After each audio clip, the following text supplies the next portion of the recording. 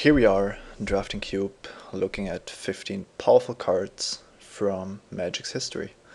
Upheaval certainly being one of the best of them. This card is just so insanely unfair, even though it's a symmetric effect. And I'm pretty sure it should be the card that you are first picking out of almost every cube pack. I can't think of a card I like better than Upheaval. It is not an artifact, but double blue on a 6 mana spell is basically manageable. So I think we are picking that one up. The other cards are okay. I don't see anything that stands out. I like Lens and Pilgrim to ramp. Hellspark is okay for red, but not great. Tomb to ramp as well, but it's better in a combo deck, and that's kind of tough to do in cube. So really happy with the upheaval here. And of course, anything that adds more mana to our pool is going to be interesting so that we can speed the process up. Maybe we can also find something to tutor up upheaval, but that's not necessarily needed. Now I think the best cards in the pack are Sword of War and Peace. The Archmage is pretty good. Cradle can be anything between horrible and broken. Phyrexian Metamorph is maybe simply the best card because you always get something. Either copying your opponent's best creature, killing legendary stuff, or well, just being the best card on the battlefield usually. So, and it's colorless but can be played with blue, so it kind of fits within the theme. I think the Metamorph is better than Archmage, and I don't think that the Cradle is good enough in all blue decks, so I'm taking the more generally good card here. Now this looks like a pack where we might want to pick up one of our late game cards, because Consecrated Sphinx is of course a giant beating, but so is Sheoldred. Almost impossible to lose once you drop one of these mythic rares. There's also Mass of the Wild Hunt, which has almost the same property but comes down much earlier. You can easily have 4 mana on turn 4, but you usually don't have 6 mana on turn 6 and so on. There's also Marsh Flats for the mana fixing. I usually don't like to pick up the high end drops as you only want 2 or 3 of them. We already have one upheaval, so it's not a big deal. So I think Mass of the Wild Hunt would actually be the best card here, but Marsh Flats is probably just the card that makes our deck more consistent in the end and helps us more than any of the spells we could pick up. But of course that's kind of reliant on also getting some of the duels, so we are going to pick these up when we have the chance. Now we are still pretty open as to what we're going to draft. Of course this isn't an aggressive deck in the making, but Upheaval can be played in a combo way, but also just as a finisher in a control deck.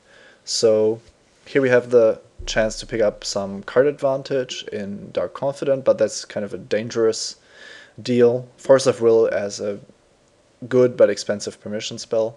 And of course Ponder is also very good as a way to filter through your deck and find the cards you need, which is especially nice if you're looking for a card like Upheaval. I think that Ponder might actually be the pick here. I don't like to go out for any of the red cards. They are too aggressive for my taste. I think this is between the cards I talked about and maybe Rishaden Port. I'm not too sure about this pick. But I mean, Ponder is certainly a strong card. It's in my colors. It's in the color I want to play because I have Upheaval. So there shouldn't be a lot I'm risking here. Arid Mesa doesn't look like it's going to be too great, but so does Marsh Flat, so simply because we don't know which colors we are yet. There's quite a lot of aggressive stuff going around, which is a bad sign because people might be picking up the blue and the control-ish cards, which means that all our picks might be wasted. But I think in Cube, you just go with what you have and try for the most synergistic deck possible. I like Sulfur Falls here because it's blue and repeal is replaceable, while non-basic lands are not. So I kind of like to pick it up here. Next up, I don't know what this is doing in the cube, and also this doesn't seem like the strongest inclusions. Impulse is of course quite nice if we want to go towards the combo approach, combo-like approach. There's also quite a lot of storm cards here. I don't know if that's viable. This is the second iteration of the cube, but I don't think it has gotten much better. I can't imagine. There is a true dual land though. Swamp and a mountain can be fetched with marsh flats, so I think that has to be better than Impulse. Yeah. And every duel I pick, I take away from somebody else, which is another bonus. There's a Mind's Desire and a Wasteland still in the pack, and we could also go for Thoughtseize. This is quite good for a 7th pick. We do have the potential to go into Grixis colors with the lands we've picked up, as one example. So Thoughtseize is worthy of an inclusion. I don't like Wasteland in a deck that tries to upheaval. That's kind of not what we're trying to do. And Mind's Desire is really just going the Storm route. I don't think that we can do that, so I think we have to go for Thoughtseize here. Once again, a pick I'm not really sure about. But I don't think you can expect to draft Cube and be certain about every pick you do. That's possible in a format where the packs are much worse and you can easily spot 2 or 3 alternatives, but here it's just all over the place. So once again, there's the debate if you want spells or lands, and I'm always going for lands, especially in the beginning. The more lands I get, the easier my choices become later, and I don't like to be in the position that my mana base is looking really shaky and I have to pass good spells instead. So I'm never going to pass the true key spells, but I think that a lot of spells are really replaceable. So you can always pick up some kind of removal, some kind of card advantage, and even though it might not be the best choice in that certain slot, I want my mana to be consistent, and I want my finishers to be the best possible. So that's why you need something like this, which is a truly unique effect. I think Snuff Out is the best card here for us, and in general it would probably be the War Monk, but you have to have a pretty good mana base to support it, so it's not an option.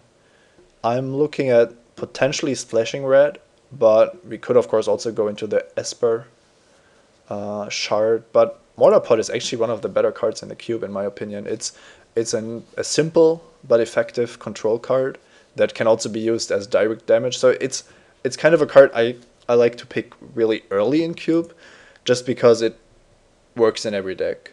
So I'm kind of surprised to see it there. Here we have Bane of the Living and the Aristocrat, which is a stronger card, but not great if you are trying to control the board. This effect is much stronger, even though I think it's on the lower end of the power scale. We could try to also play Mystic Snake, but let's just stick with the black cards here. Okay, Dark Confident competing against Persecute, and I think Dark Confident wins easily here. I could easily see myself playing this guy, just because, oh yeah, the Storm cards keep coming. Which one is better though? I think Dark Ritual has to be the better card. The Petal could be played in our deck, but so does Dark Ritual. We even got the Mind's Desire, so nobody's drafting Storm, which is still an alternative for our deck, I suppose. Now there's a Sneak Attack. I really like this card, but I've never had the deck to really use it, and we are looking to kind of win with spells, I suppose. We don't really have a win condition yet, so picking up something else that doesn't do anything on its own is not a good way to continue.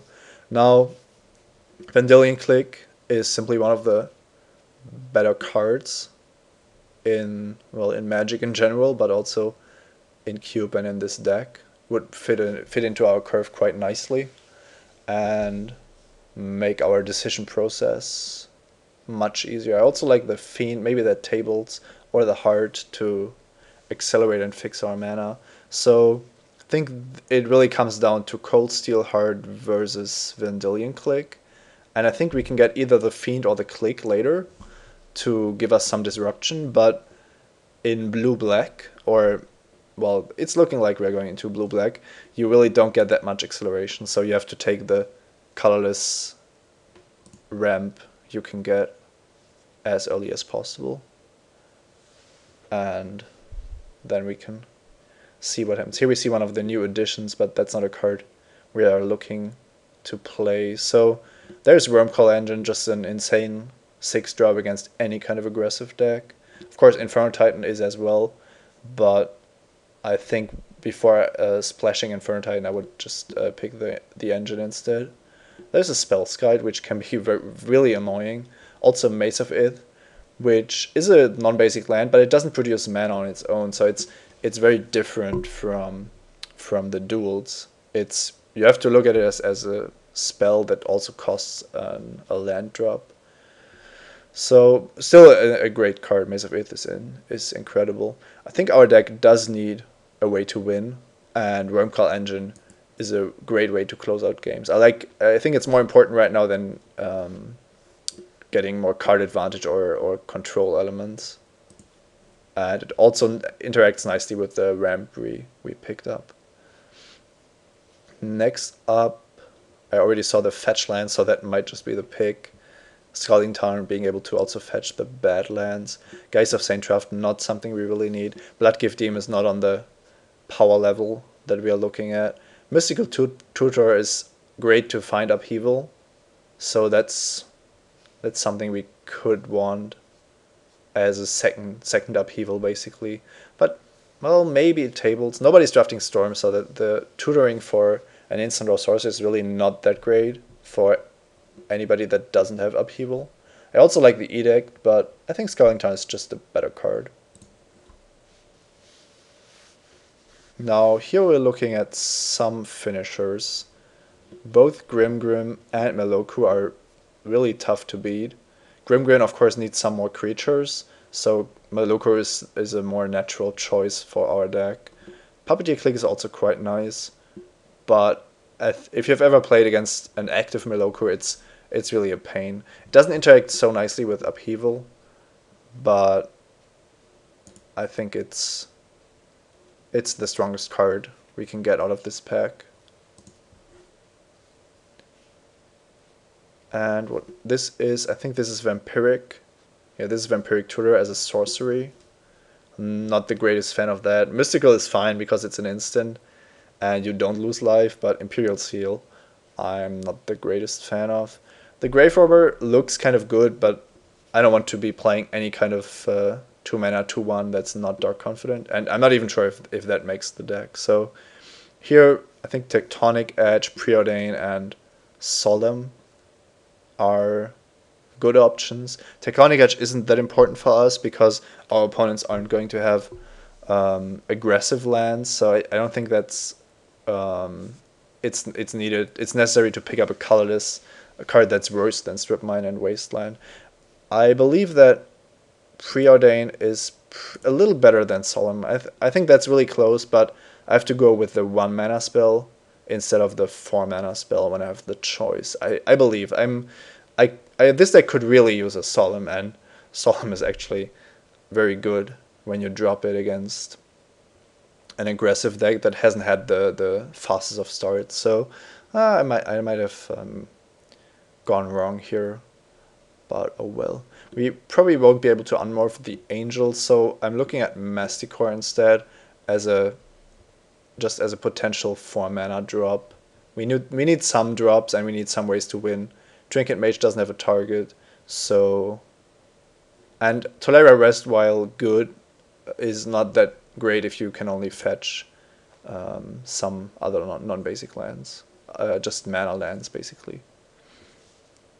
Wow, there is still a lot of stuff here. Ravages of War is something we have to be aware of. Mutavault, just an incredible card. The Lotus, being able to continue with our ramp plan. I don't like Brine Elemental in this deck because we don't have the combo with Vesuvian Shapeshifter, and it just doesn't do that much on its own.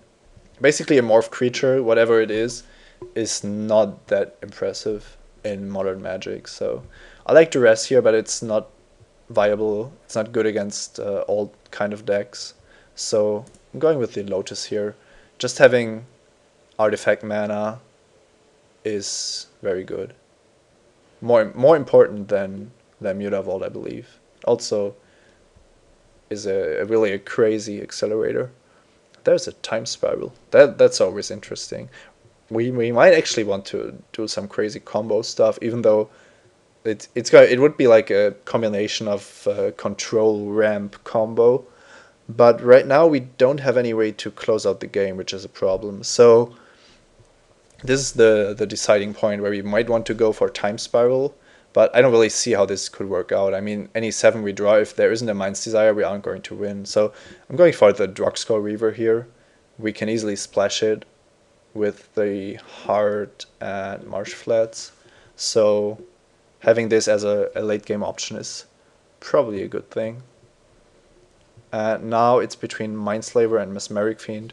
We don't have any combos with Mindslaver. It's a very clunky card, and we have a lot of these already. This isn't in the deck, of course, but Mesmeric Fiend is just so much better. We didn't pick up early removal spells, so we are kind of forced to prioritize 2-drops, whatever they do. Future Sight might make the main deck, or might end up in the sideboard for the control matchup. It should be better than Worship, even though that could be kind of nice, but I don't like our creature count, so let's pick the blue card. The tutor wheeled, so I think we'll give it a shot. And once again a storm spell, but I don't really see this happening. No. And all of the storm cards are wheeling. I don't think we can use Lion's Eye Diamond, so that's it. And the third pack, offering some really nice option. Grim Monolith, one of the best ramp cards ever, and especially in this cube, just adding 3, starting on turn 3. Cryptic Command, one of the best permission spells. And of course Psychic Talk, which is basically the card you want to combine with Upheaval for an almost guaranteed win. But I feel like we can wheel the Grinning Talk and pick Grim Monolith instead. It's just so much. I think it's really no comparison. Cryptic Command is great, and I know we have all lost countless games to Cryptic Command, but Grim Monolith is so far above the power level of a card they could print today. It's really hard to describe. And let's see, there's a factory, but once again, the colorless manland's not something that add too much to our deck, so I'm looking for more ways to fix some holes here and there. I think we need more stuff to control the early game. And the late game is shaping up quite nicely with the combination of ramp and the upheaval plan with the tutor to get it. And we already have the monolith and the lotus for some fast mana. So here I believe we need either Tragic Slip or Remand as an early way to interact with our opponent's cards. And Tragic Slip doesn't excite me that much. I don't think that Remand is great in any in all situations, but Tragic Slip seems kind of situational. Maybe we can wheel it, I don't know. This is the 5 mana Liliana. I would pick the 3 mana Liliana immediately, but I don't think that's what we want. So maybe we could pick up another counter spell. Memory Lapse actually being quite good in a lot of situations. Almost every time you kind of get more than you paid for. Lodestone Golem would be an alternative, but I don't think we want to hinder ourselves. Mox Diamond is interesting, but our deck has some fast mana, and we wouldn't need to discard a land if we want to get it. So I like Memory Lapse here for curve considerations. It's just a good card. I'm kind of hoping to wheel this guy. It looks like he would be pretty good in our deck. Oh, that's interesting. That might actually be a realistic card in our deck. Nicol Bolas Planeswalker. We are probably playing this,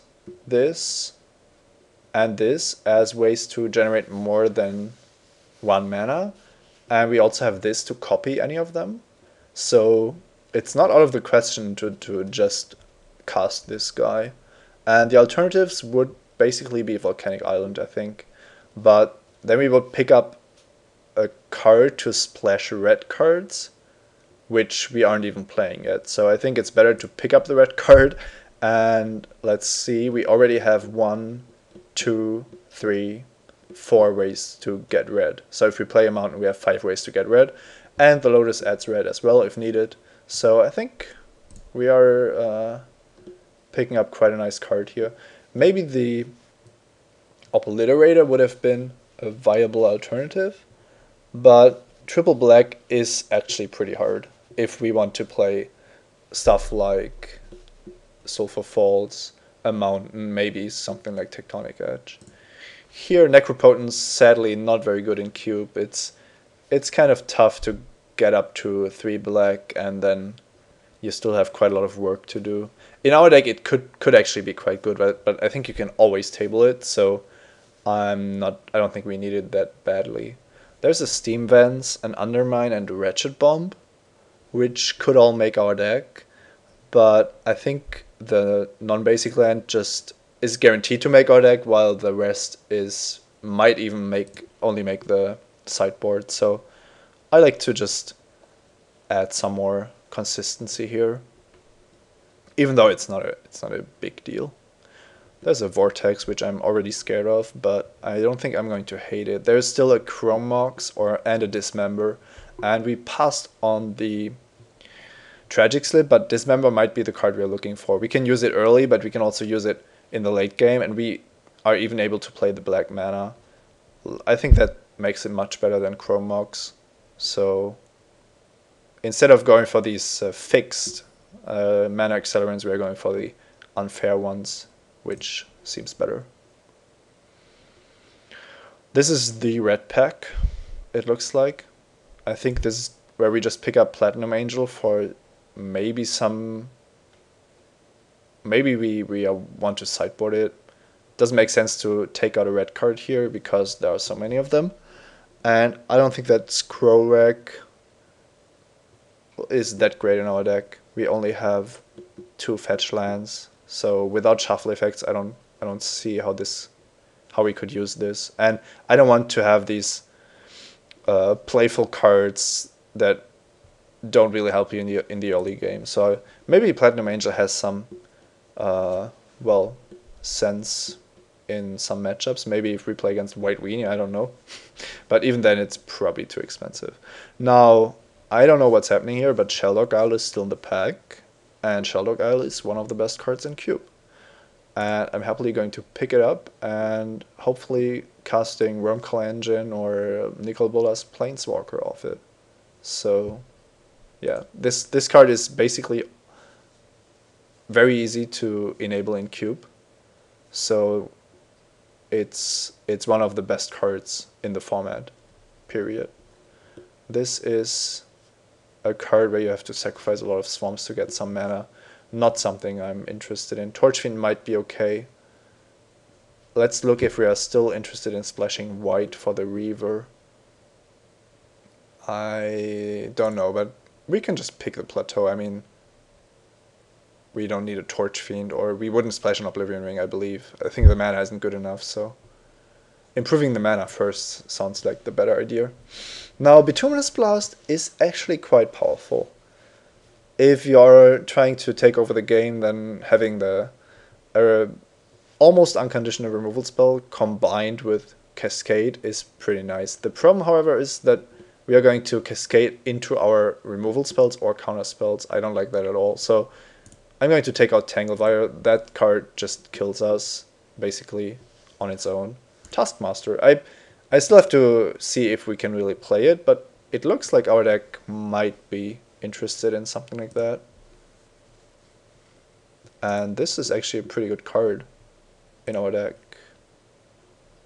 Of course, once again, we have too many good cards, but that's kind of the nice thing about Cube, and the reason why I pick these non-basic lands highly, why I value them so highly.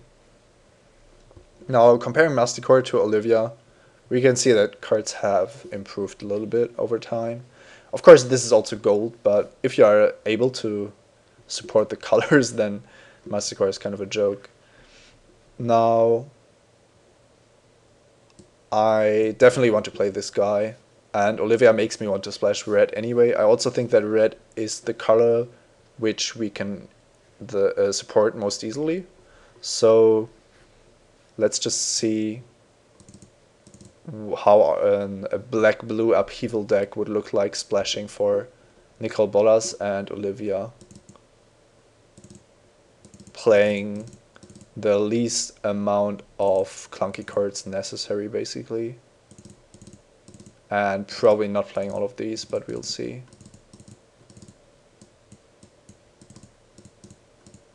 I think Masticore just got outclassed, but we might still want to play it over something like this. As I said, I don't like the Bane very much. It's a 3-drop though, so maybe it's better to have it. Now, we are very creature light, which was part of the plan. This costs 4 life, that's quite a lot, but we can always pay it for 4, pay the full amount. And this is how our deck would look like, with actually quite a nice curve.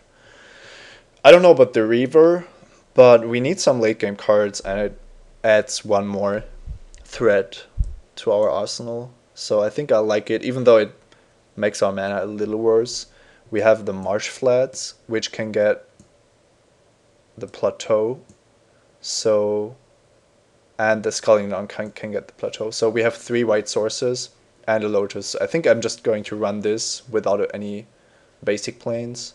We also have Cold Steel Heart, which we can remember to put on white if we have the luxury, but even if not, it's not that big of a deal. So sadly, Psychotalk didn't wheel. We would really have wanted that one, but that's okay. This is 22 cards and quite a lot of mana stuff. Well, the Taskmaster doesn't look too great here. We haven't included the Confident. I don't think we can risk taking that much damage. Although it's an insane card, we might just want to run it and hope for the best. I'm definitely not going to play these in the main deck, I think. So the question is if I'm just going to run 18 lands or add one more card, basically. It could just be that Dark Ritual fits really nicely in this strategy as a way to power out the Lotus or any of the late game cards. Making them cheaper is quite a big deal. Even though I don't really like to play cards that have a temporary effect on your mana over a land, this deck really wants to hit its land drops, and we don't have Necropotence or something truly crazy for 3 mana. So I think Dark Ritual might still make it, just because we any turn we can save going into the mid or late game is really worth quite a lot. We also have this effect and this effect that scales with the amount of mana you have, and with the colorless ramp cards we probably hopefully don't need 18 lands. So I think the Ritual makes it, and the rest are going to stay on the sidelines. I think I like that. So this shoots for red, which means that some red sources are needed, but as we can see we have 5 already, so it's not a problem. So we can basically ignore the red and white requirement and just look at blue and black. Now, this is a blue card, this is mainly a black card, but it costs 8, so it doesn't really matter. This is certainly a black card. Now, this looks like quite an even split, and I'm going to probably play almost the same amount of swamps and islands.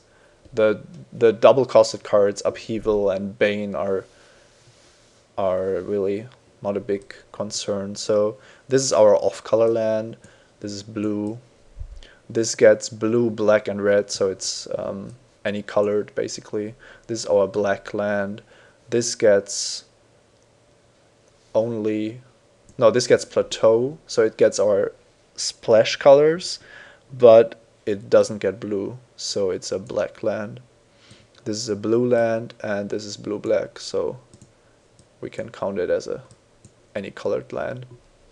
So this means that, well, if we add Tolaria West, do we want Tolaria West? Tolaria West does fix our mana, but that's all it does. It does get Sheldog Isle, I suppose. We might want to play any one of these, depending on how this looks in the end. So we have 4 black and 5 blue and 9 slots. So the most natural would just be to add them like this, resulting in an even split of blue and black, giving us a mana base of 9 and 9 with blue and black. So this comes into play tapped already. Tolaria West does get Sheldog Isle, which is kind of a reason on its own. It also fixes our mana, which isn't the greatest, or which isn't the most important. But I think I like this card enough to take out another island. We might have the problem that we can't ponder or preordain on turn 1, which is kind of sad. But Sheldog Isle on its own is so strong that tutoring for Sheldog Isle is a legitimate game plan. So I mean, even we also have tutor and upheaval, so we can do some really great stuff with that. Let's do it like this. Two tap blue sources is kind of unfortunate, but our mana base is really healthy, so I think we are good to go with this. See you in round 1.